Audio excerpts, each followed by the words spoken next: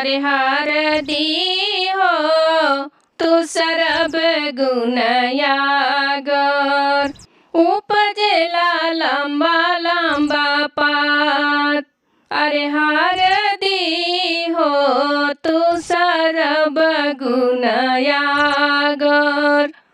उपजेला बड़े बड़े पात।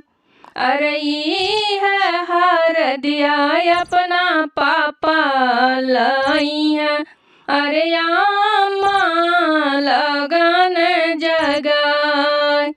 अरे है हरदिया अपना पापा लाई है, अरे आमा लगन जगाए। अरे हरदी हो तू सरब गुणयागर, उपजेला बड़ा बड़ा पात। अरे हरदी हो तू सरब गुणयागर, उपजेला बड़ा बड़ा पात।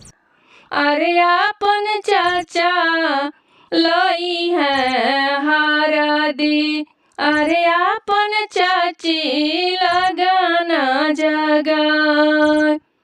अरे हरदी आपन चाचा लाई है, अरे चाची आपन लगन जगाए।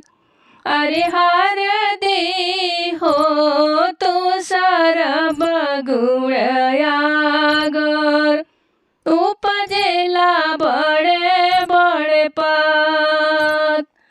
अरे है हरदिया लई है अपन भैया, अरे अपन भाभी लगन जगाए।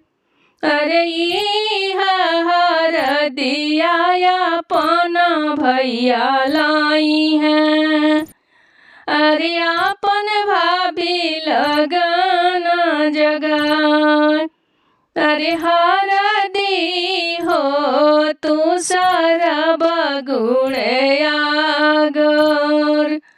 उपजेला बड़े बड़े पात।